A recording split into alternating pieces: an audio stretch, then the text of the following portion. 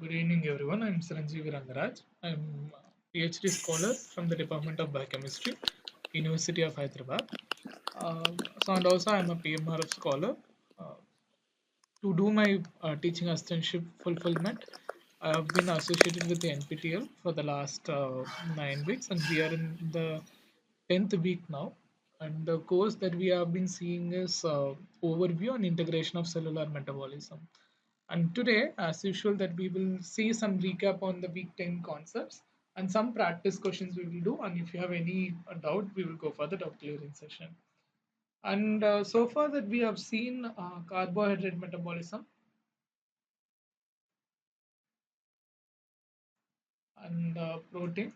And specifically, we have seen amino acid metabolism in that case, and then lipid metabolism. Today, that we are going to see heme metabolism basically, and how heme is produced and how heme will be converted to bilirubin. And finally, we are going to stop with the nucleic acid metabolism.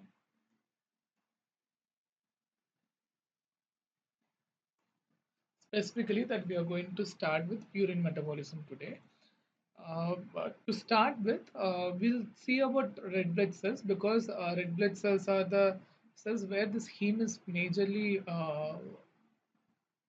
utilized. So, for example, if you see red blood cells are usually in the biconcave disc shape, and which is in the 7 micron in diameter. And when you see the lifespan of the RBCs are around 120 days, and usually the mature RBC does not contain nuclei and then the mitochondria as well, and they do not have the enzymes responsible for the TCA cycle. So that is what majorly that we have seen in the case of carbohydrate metabolism. RBCs are only dependent on glycolysis when they are mature, and 2,3 bisphosphate glycerate, which is a rapoport-luberin cycle pathway. And what are the NADH required for the pathway that comes from or the cellular metabolism comes from the HMP shunt pathway. And in order for the red blood cells to form in the bone marrow, the bone needs the amino acids, iron, copper, folic acid, vitamin B12, vitamin C, and pyroxyphosphate phosphate, and pantheronic acid. These are called as hemantinics in clinical practice usually. And the structure of the hemoglobin, if you see, the hemoglobin is an iron containing conjugated protein, which is having the heme as a prosthetic group and the protein the globulin. So, usually, this heme group or whatever the porphyrin ring that we are talking about, which consists of the tetrameric protein and with 4 subunits, each subunits having the prosthetic heme group and the globulin polypeptide. The polypeptide, if you see, the chains are usually 2 alpha chains and then the 2 beta chains in human adult. And then the size of the protein, the one hemoglobin molecule has 67,000 daltons, or otherwise called as 67 kilodalton. And each hemoglobin molecule contains around 3.4 mg of iron. And heme usually is present in the hemoglobin in the body in RBCs, or it also present in the myoglobin, cytochrome, peroxidase, catalase, tryptophan pyrrolase, and nitric oxide synthase. So these are the other different molecules which contains the heme as a prosthetic group. So heme usually derived from the ring called porphyrin ring, and then these porphyrins are cyclic compounds that are formed by the fusion of 4 pyrrole rings. The one such pyrrole ring that we have seen it here, which is made up of this methylene groups, methanol groups. So that forms one pyrrole ring here. So this is one such pyrrole ring that we call, and heme group or the porphyrin ring will be formed by the 4 such pyrrole ring. So we are going to see what are the pyrrole ring now, and then what are the different groups can be attached to the this pyrrole rings A. And this usually this pyrrole rings contains the iron as a center, so it is called as a ferroprotophyrin in other ways. So this is a porphyrin ring or the pyrrole rings that we talk, and this usually named as 1, 2, and 3 and 4 based on their presence or the arrangement, and then the bridges are called as the bridge between two pyrrole rings are called as alpha, beta, and then gamma and delta. And each sites will have the certain kind of substituent groups here. When it arranged in a symmetrical forms, for example, 1 comma 3 comma 5 comma 7 or 2 comma 4 comma 6 comma 8, which is called as a type 1 series as a pyrrole rings group. There are certain pyrrole rings which is an asymmetrical group. One such thing is the type 3 series, which have an asymmetrical distribution of the substituent groups, that is called 1 comma 3 comma 5 comma 8, 2 comma 4 comma 6 comma 7. So usually the type 3 is the most predominant in biological system like us, and then it is also called as the ninth series because when the Fisher made the nomenclature, he did the 15 possible isomers. In that, the ninth isomer is called as the asymmetrical type 3 form. So it is otherwise called as a series 9 as well. So the usual substitutions, if you see, it can be the propenyl group, or it can be the acetyl group, or it can be the methyl group, or it can be the vinyl group. But when it comes to a matured porphyrin ring, it contains only three, that is methyl, vinyl, and then the propenyl group. For example, the first portion contains the methyl group, and second portion contains the vinyl group. And then third portion contains the methyl group, fourth portion contains the vinyl group. And fifth portion contains methyl group versus portion contains propenyl group. The same way, seventh portion contains the propenyl group, and then eighth portion contains the methyl group. So in this case, 1 comma 3 comma 5 comma 8 are the same group, whereas 2 comma 4 are same and 6 comma 7 are same. So that is why it is an example of type 3 series.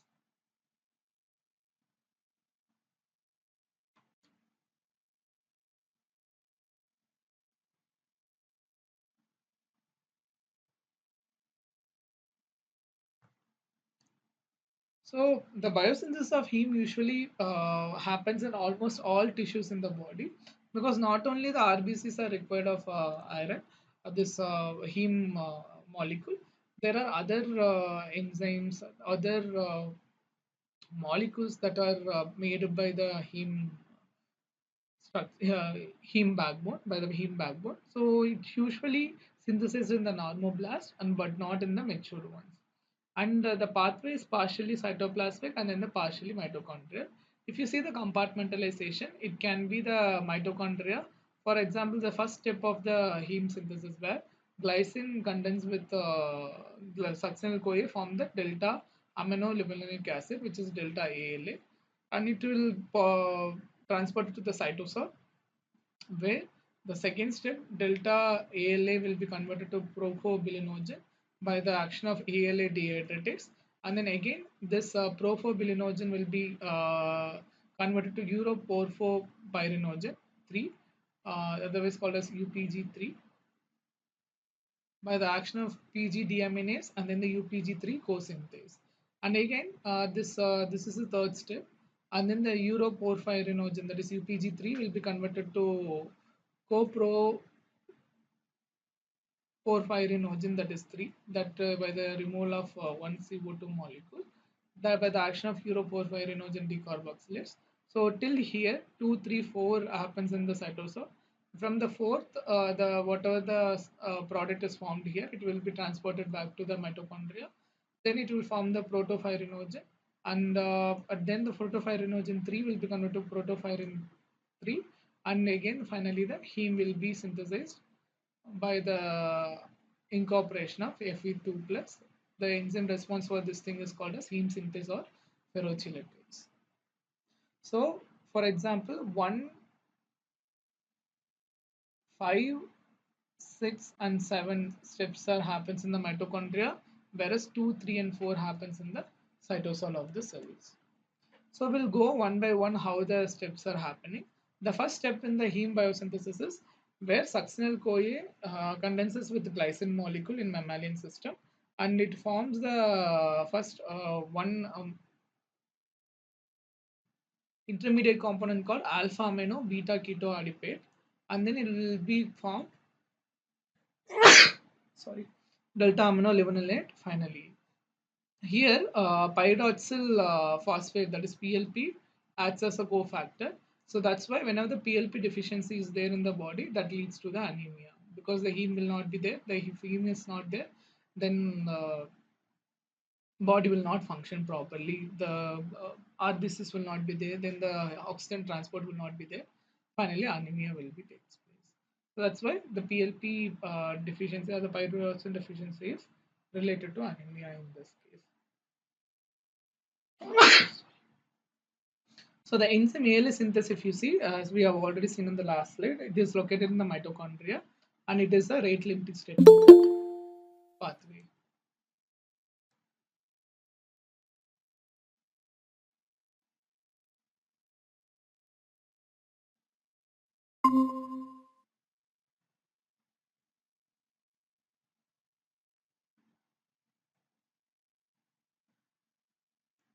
So the next step would be, we have seen it in the mammalian system, whereas in bacteria and in the plants, the precursor for the delta aminolevulinate, which is not the glycine, which will be a glutamate. So the glutamyl tRNA synthetase will come, then it follows glutamyl tRNA this activated form. Then the glutamyl tRNA reductase will form the glutamate 1 semialdehyde, and again the glutamate 1 semialdehyde amino mutase form the delta aminolevulinate. So this is quite different in the bacteria and in the plant system when you compare with the mammalian system. The second step would be formation of the PPG or as 4,4-bilinogen.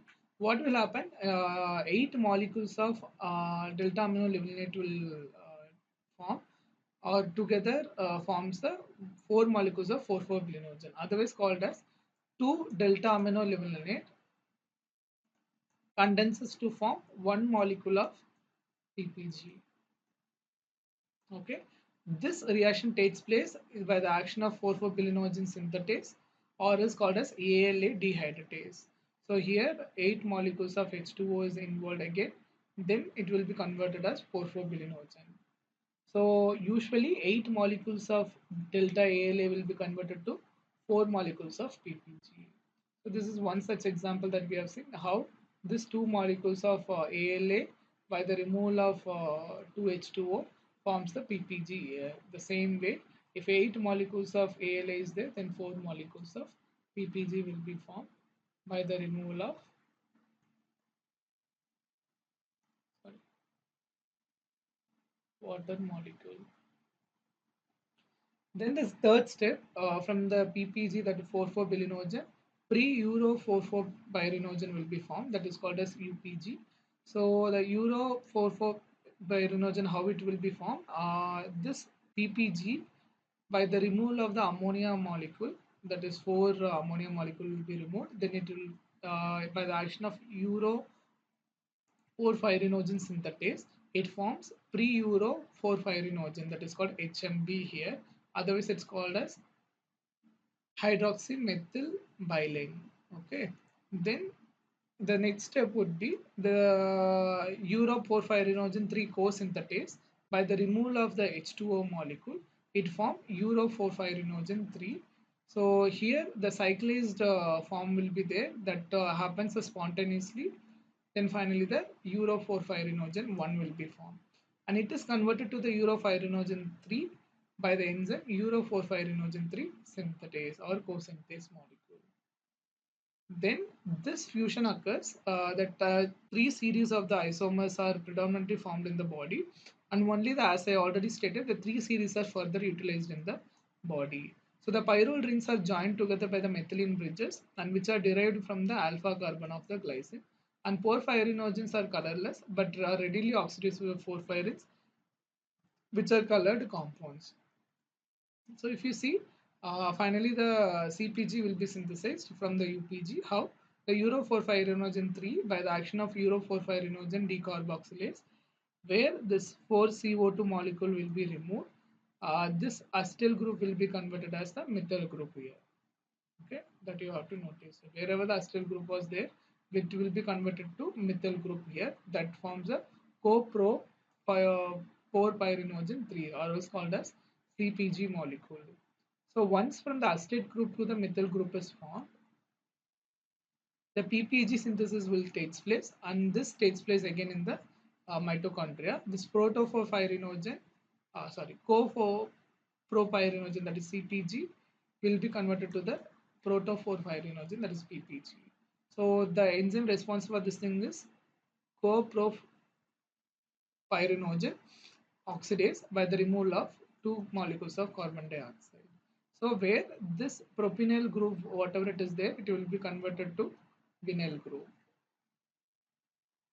So two propionic acid side chains are oxidized decarboxylized to the vinyl group here, and this reaction requires the molecular oxygen. And next step, generation of the protoporphyrinogen. What will happen? This photoporphyrin from the photoporphyrinogen will takes place by the action of the protoporphyrinogen oxidase, where uh, here also molecular oxygen is required. The methylene bridges are oxidized to methynyl bridges, and colored porphyrins are formed. So that is called as protoporphyrin 9. So once the protoporphyrin 9 is formed, then final steps will takes place in the mitochondria itself. The ferrochelatase will come, where iron molecule will be added to the protoporphyrin 9. Then finally, heme molecule will be synthesized.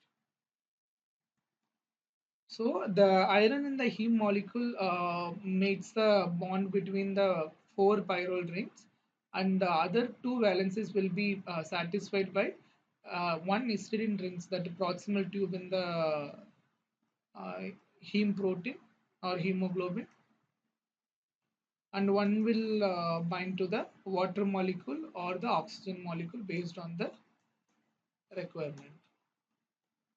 So this is the overall reaction that we have seen. First, delta amino levulinate will form, that is delta ALA, that form the propylbilinogen.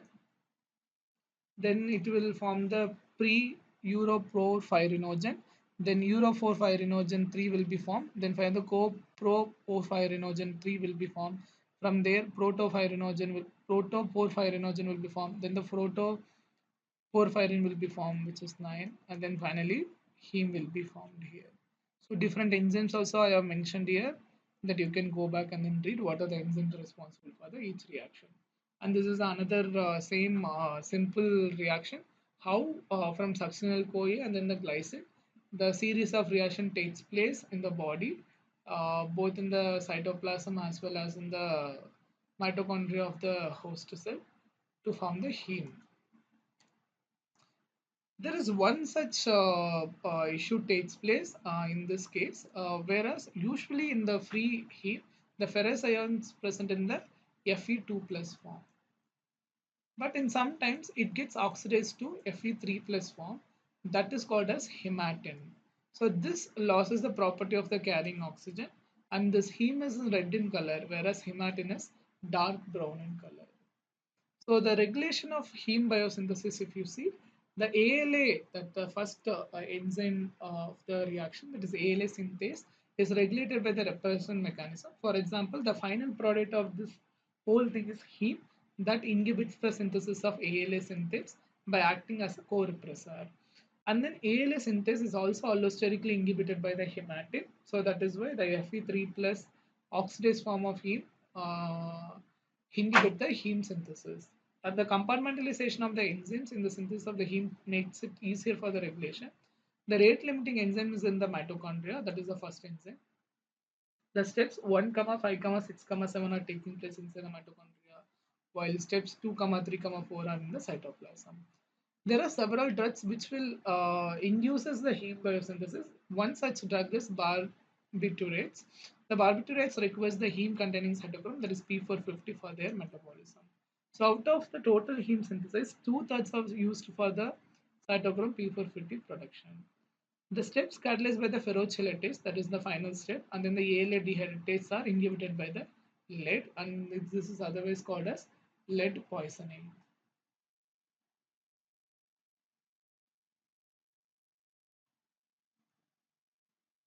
So one such other drug, which is called isonicotinic acid hydroside, that decreases the availability of the PLP, and that may also affect the heat synthesis. And if you take the high cellular concentration of the glucose, that induce the ALA synthase, and this is the basis of administration of the glucose to reveal the acute attack of porphyrias. So there is another issue is this ALA exists in two forms, that is ALA synthase as ALS2 and then ALAS1. That one form is the non-erythroid forms that is present in the hepatic tissues, and then erythroid form is called as ALS2, and which is not induced by the drugs that affect the ALS1. So erythroid form is not subject to the feedback inhibition by heme. That's why the continuous production of heme takes place by the bone marrow.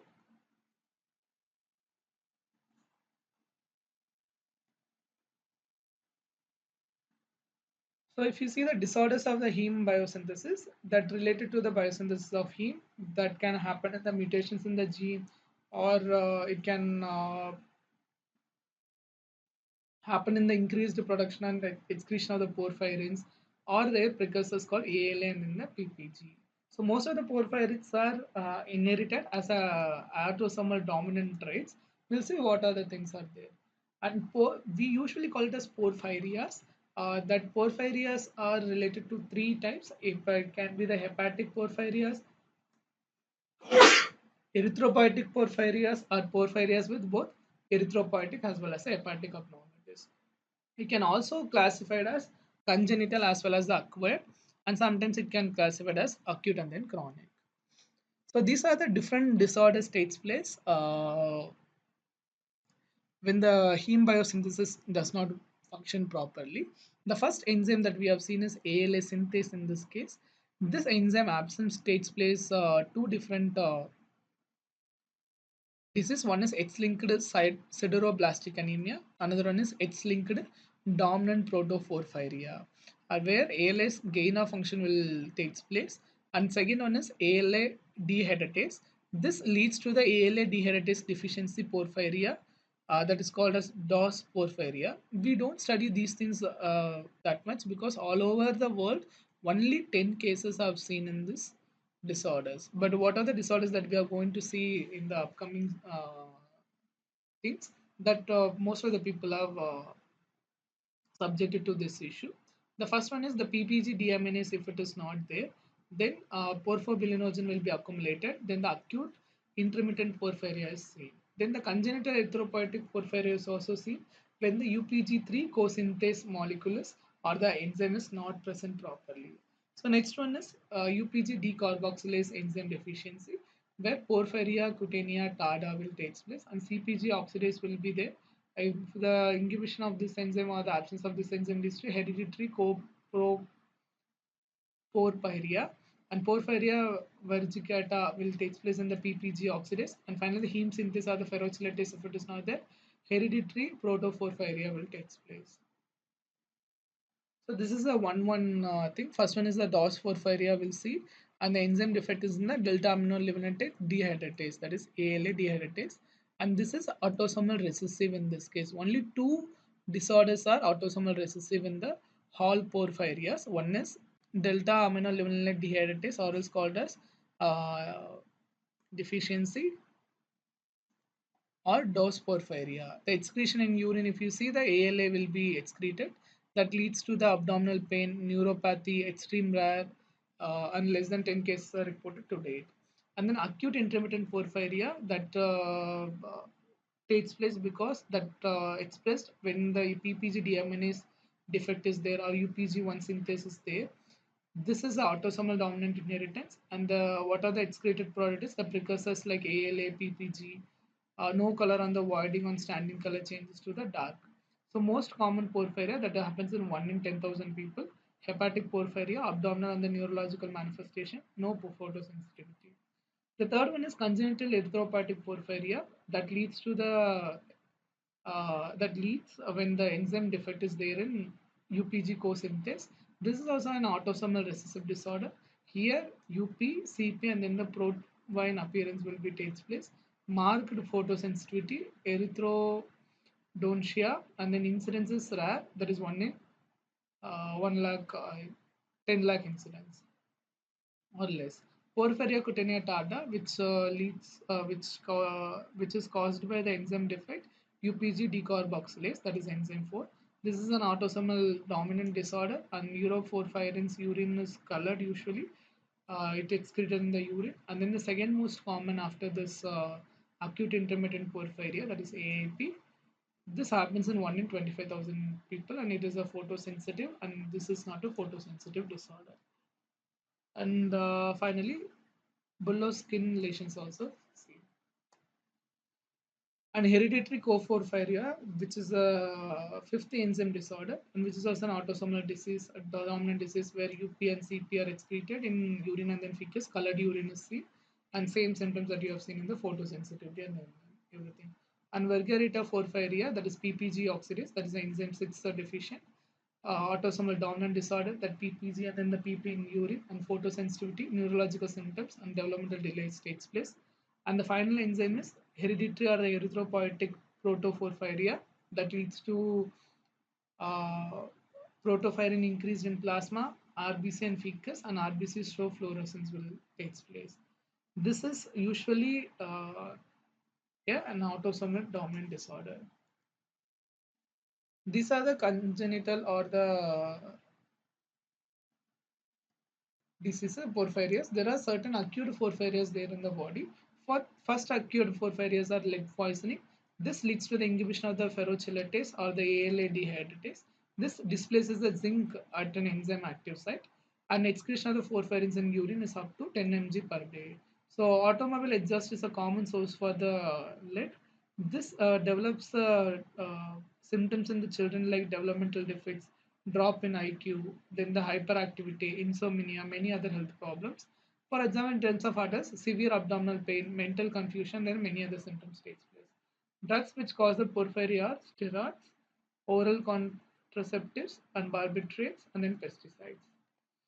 Acute porphyrias in this case, when you classify, there are certain porphyrias is called as acute because that happens in a very small period of time. That is acute intermittent porphyria, that is AAP, Vergirita porphyria, VP, aminolevulinic acid dehydrogenase deficiency porphyria, that is first one, hereditary coporphyria, that is HCP. These diseases primarily affect the nervous system, resulting in the episodic crisis known as the acute attacks. The major symptoms of an acute attack is abdominal pain, often accompanied by the vomiting, hypertension, elevated blood pressure, and tachycardia, and abnormally rapid heart rate. Chronic porphyrias will take some time to develop the disorders. For example, the non-acute porphyrias are X-linked dominant protoporphyria, that is SLDPP, congenital erythropoietic porphyria, porphyria cutanea tarda, erythropoietic protoporphyria, that is EPP. None of these are associated with acute attacks. The primary manifestation is with skin disease. For this reason, these four porphyrias, along with the two acute porphyrias, VP and HP, that may also involve the skin manifestation, are sometimes called as cutaneous porphyrias. So here, one summary is there where acute and then the uh, chronic porphyrias as well as the cutaneous and non-cutaneous porphyrias are listed. So you can go back and then read them this time. Next, we have seen how the heme biosynthesis, how the if heme biosynthesis are distracted or disturbed, what are the diseases will take place that we have seen now. Now we are going to see fate of the heme. The first one is heart disease have the lifespan of the 120 days. Once after the 120 days, this hemoglobin, whatever the generator or whatever in the body, that will be degraded in the splenic as well as the hepatic sinusoids. So the heme released from the dying erythrocytes in the spleen is degraded. Heme acts as a precursor for the bile pigments. For example, the hemoglobin molecule, by the removal of the globin, it forms the heme. That heme we know, this is the heme content. So this heme, by the action of heme oxygenase, it will be oxygenated by forming the biliverdin here. So by removing the porphyrin ring structure, then it forms the biliverdin case. Here we have to see usually the Fe2 plus binds to the ferritin, but whenever the carbon dioxide poison is there, it binds to the hemoglobin. And second enzyme is the biliverdin reductase will be there that reduces the biliverdin to bilirubin, where here one double bond will be broken down, and the methyl group will be formed. So the color wise, if you see, heme is in red in color, whereas the biliverdin is in green in color, bilirubin is yellow in color. So overall, the bilirubin has no function in the body and it's excreted through the bile, and about usually 6 gram of the hemoglobin is broken down per day, from which 250 mg of bilirubin is formed. From myoglobin and other heme containing proteins also seen, that is another 50 mg of the bilirubin is formed. About 300 mg of bilirubin is formed every day, of which 80% are formed from the old RBCs, 10% are from the ineffective erythropoiesis, and the rest 10% are from the degradation of the myoglobin and other heme containing proteins. So the sources of bilirubin, if you see, the 18%, 80% is from the erythroid, where the senescent of the erythrocytes, free heme, hemolysis, extravascular, intravascular, and effective erythropoiesis, whereas 20% is from the non-erythroid sources, for example, the cytochrome, catalase, peroxidase, tryptophan pyrrolase, or myoglobin. If you see this bilirubin molecule that joined together by the two dipyroles joined by the central methane bridges, and it has so many polar groups, but it is still insoluble in water. Why? The reason is it forms the internal hydrogen bonding between them, and there will be some double bondings are changed, and then such a way that the molecular arrangement changes, and then whatever the polar molecules are there, that is buried inside the molecule, then it leads to a complex structure of the bilirubin where no polar group is exposed to the water, so that makes the molecule insoluble in water. So the internal hydrogen bonding, if you see the difference between here the two hydrogen bondings are here and here will be changed to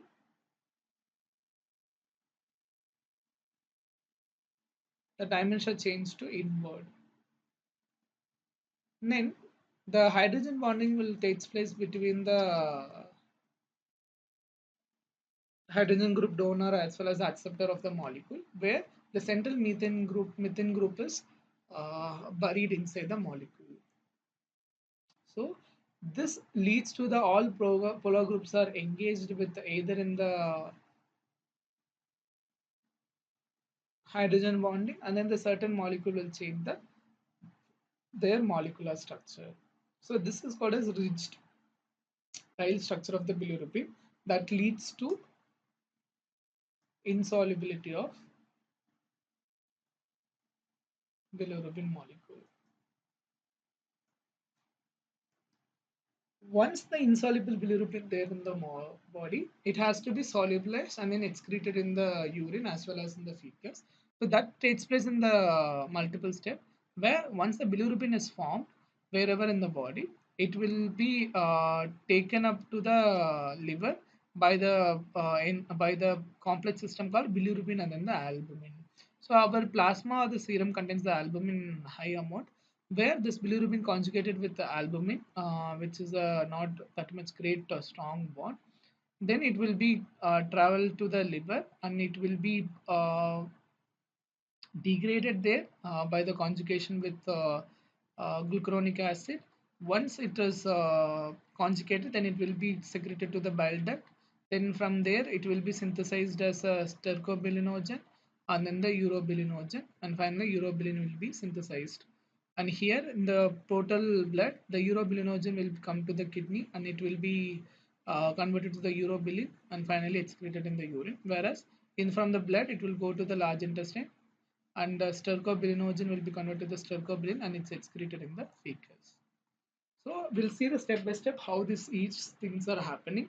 The liver plays a central role in the further disposal of the bilirubin, and the bilirubin formed in the reticuloendothelial cells is insoluble in water. So the lipophilic bilirubin is therefore transported in the plasma bound to albumin form.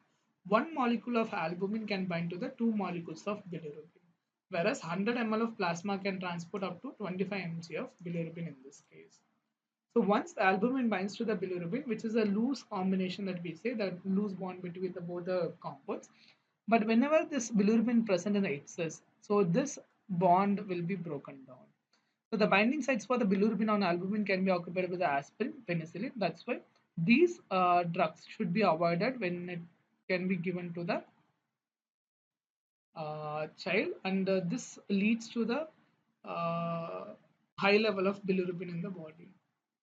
So to avoid the carnivorous, we'll what we will do, we'll stop, or we should not be taken in such drugs to the newborn babies.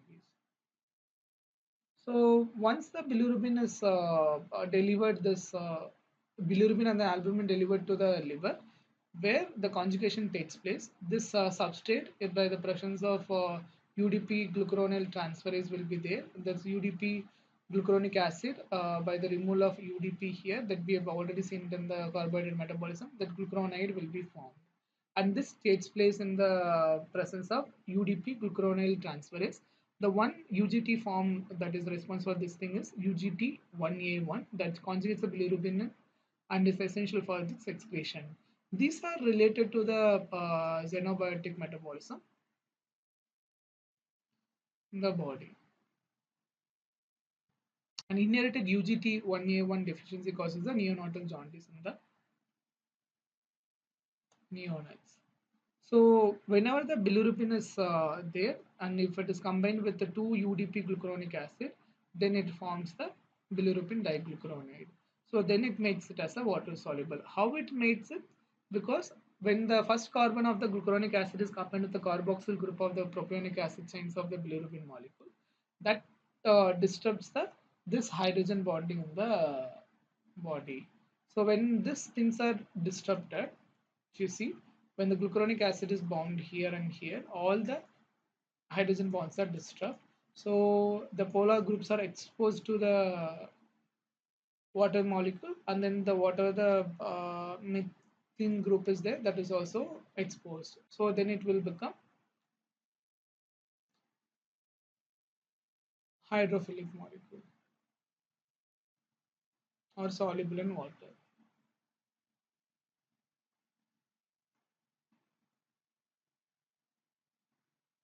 So if you see, about 80% of molecule are in the diglucuronide form, and only the 20% are in the monoglucuronide form. So drugs like the primaquine, novobenzene, chloramphenicol, androgens, and then pregabalin may interfere in this conjugation process and may cause the jaundice. And if you see both the conjugated as well as unconjugated bilirubin, the unconjugated bilirubin or the free bilirubin is insoluble in case, and then the conjugated bilirubin are soluble in the case. And in alcohol, this unconjugated bilirubin are soluble, and both the conjugated and conjugated are soluble. Normal plasma level, if you see, which is 0.2 to 0.6 mg per dl, and here it's zero point 0 to 0.2 mg per dl. In bile, the free bilirubin is not at all present, whereas conjugated is present, and in urine, it's always absent as free bilirubin, whereas the normally absent in the conjugated. An absorption from the GAT is absorbed this free bilirubin, but the conjugates are not absorbed. It will be excreted in the urine. Diffusion into tissue, the free bilirubin is diffused, but whereas conjugated bilirubin does not diffuse. And due to the Birch test, this is an indirect positive, and this is a direct positive. That's why the unconjugated bilirubin is called as the indirect bilirubin, whereas conjugated is called as direct bilirubin.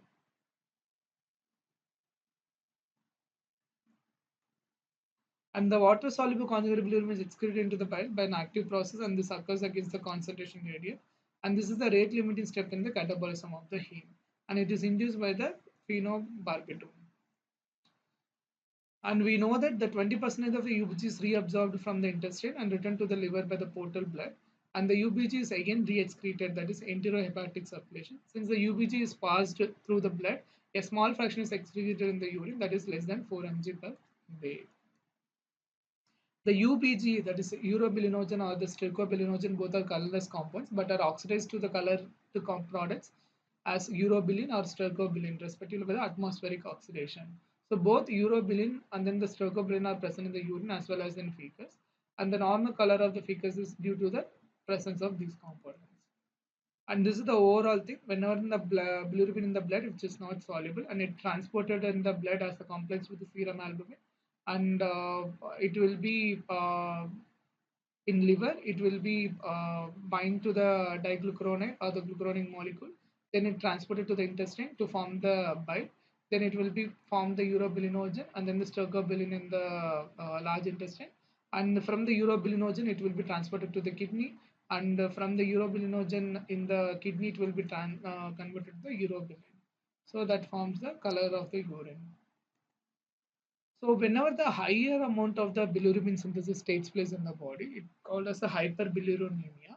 So the normal ranges that we have seen, which is 0.2 to 0.8 mg per dl, in case of the unconjugated bilirubin, but in the conjugated bilirubin, it's around 0.0 to 0.2. The plasma bilirubin is level exceeds the 1 mg per dl. The condition is called as hyperbilirubinemia. The levels between 1 and 2 mg per dl are indicative of latent jaundice. When the bilirubin levels exceeds the 2 mg per dl, it diffuses into the tissues, producing a yellowish discoloration of the sclera, conjunctiva, conjunctiva, and then skin and the mucous membrane, resulting in the jaundice. So the Greek term, this acetris, is for the jaundice. And usually people give the phototherapy in this case. So what phototherapy does, it's used to treat the cases of the neonatal jaundice where the visible light range, whatever the blue light is given, that is between the 460 to the 490, and that changes the conformation of the bilirubin, which is not insoluble, and that form the lumirubin, that is a water soluble form. So that how that is happened, the internal hydrogen bonds are disturbed with the transiently upon the exposure of the bilirubin to the light, and the dipyrrole carbon bridges switch direction, and the dipyrrole carbon bridges switch the direction again takes place in the bilirubin molecule, and thus the carbon atom comes in the way of the hydrogen bonds, and the bulky carbon atom disturb the hydrogen bonds, and by the steric influence, as the polar groups become exposed to the increased solubility. So how it happens? This is the bilirubin molecule in the body, and after the blue light treatment, where it is around 430 to 490 nanometer, this molecule will change in such a way that all the polar groups are exposed. So here you see the change in the bonding. So normally the hemoglobin released from the damaged erythrocytes are red and brown in color. Biliverdin is green, but bilirubin is yellow in color. Urobilin gives the yellow color to the urine. Strogobilin gives the red brown color to the feces. Whenever the jaundice happens, the yellow skin or the eyeballs due to the impaired liver function or the blocked bile secretion, bilirubin leaks into the blood and it deposits in the skin as well as the sclera. So hyperbilirubinemia takes place whenever the bilirubin levels are upregulated, and this depending on the nature of the bilirubin elevated, the condition may be the grouped into the conjugated as well as the unconjugated hyperbilirubinemia, and it can be further classified into the congenital as well as the acquired hyperbilirubinemia.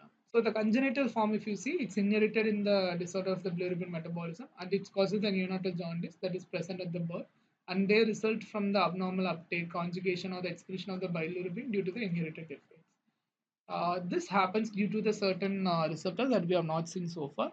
So we know that from other tissues, the albumin and then the bilirubin is bound. Then it comes to the hepatocyte, where here the albumin will be dissociated, then the bilirubin get inside the hepatocyte, that through the certain receptors that by the sinusoidal membrane, this usually the facilitated diffusion takes place. How even though it is a reversible reaction, only one side of the reaction takes place, that due to the certain ligands present in the cytosolic protein that is called as a glutathione transferases, which are related to the glutathione transferases. So whenever the bilirubin comes inside the cell, it binds to the GSTs, then it conjugated to the glucuronic acid, then finally from the bilirubin glucuronic acid conjugated product, and that leads to the solubility of the bilirubin in the cells. There is one more protein that we call it as a MRP2, that will be called as a uh, cana- cana- canalicular multidrug resistant protein that appears to be the most important for the canalicular secretion of the bilirubin. What will happen? that will be really helpful in the secretion of the bilirubin in this case. So, in a recent report, there are certain organic anion transport protein, that is OATP2, has been implicated in the bilirubin uptake. However, the recent studies show that although the OATP transport organic anions such as the BSPs, it is not sufficient for the bilirubin transport. So we know that the transferase of the UDP glucuronic transferase, that activity is really needed for the excretion of the bilirubin in the body in the water soluble form. So the Crigler-Najjar syndrome type 1, which is under the unconjugated hyperbilirubinemia, which is an inherited disorder, virtually no UGT-A1 is seen. Whereas in the Crigler-Najjar syndrome type 2, UGT-A1 activity is below 10%, whereas in the Gilbert syndrome, which is the UGT-A1 1A1 activity is of more than 30%. There is other conjugated hyperbilirubinemia, that is Dubin-Johnson syndrome and then the Rotor syndrome in this case. And Dubin-Johnson syndrome takes place because the impaired biliary secretion of the excretion of the bilirubin glucuronides is due to the mutation in the canalicular multiple drug resistance protein, and then the Rotor syndrome, that is mutation in the SLCO1B1 and then the SLCO1B3, leading to the malfunction of the organic anion transporting polypeptide 1B1, that is OATP1B1, or as organic anion transporting polypeptide, that is 1B3 respectively. The acquired hyperbilirubinemia, if you see, that is a physiological jaundice we say. It is also called as a neonatal jaundice that usually takes place at the second day of the life. That is a mild jaundice appears, and this transient hyperbilirubinemia is due to an accelerated rate of the destruction of RBCs and also caused because of the immature hepatic system of conjugation of bilirubin. In such cases, bilirubin does not increase above 5 mg per dl. It appears by the second week of life. And hemolytic disease of the newborn, it's also seen. This condition results from the incompatibility between the mother and then the fetal blood groups, that is RH positive fetus and then the RH negative mother. So the RH incompatibility, whenever the first child born, that often escapes. But in the second pregnancy, the RH antibodies will pass from the mother to the fetus, and that leads to the severe condition called erythroblastosis and fetalysis. And third one is hemolytic disease of adults that leads to the increased rate of hemolysis. This usually caused by the several reasons. First one is the congenital spherocytosis, GPD deficiency, autoimmune hemolytic anemias, toxins like the carbon tetrachloride. So the characteristic features are increase in unconjugated bilirubin in blood, absence of the bilirubinemia we have seen, and excess excretion of UBG in urine and SPG in feces have been seen. Then obstructive jaundice, the conjugated bilirubin is increased in the blood and it is excreted in urine. If there is a complete obstruction, UBG will be decreased in urine or even absent. So in total obstruction of the biliary tree, the bile does not enter the intestine, and since no pigments are entering into the gut, the feces become clay color.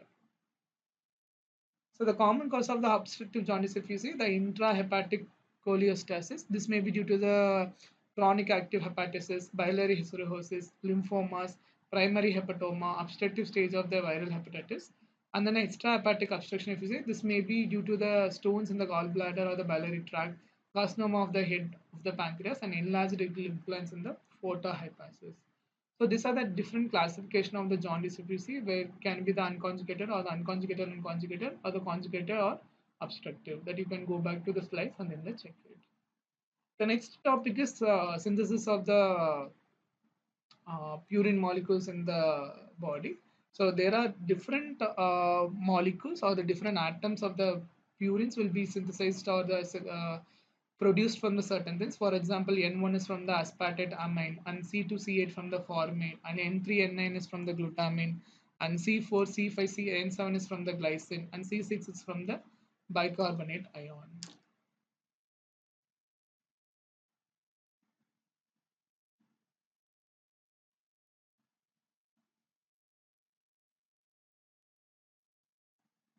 So if you see the overall reaction in the case, and this is the overall reaction, it starts with the alpha D ribose 5 phosphate, where by the action of PRPP synthetase, it forms the activated phosphoribosyl pyrophosphate, which is called as PRPP.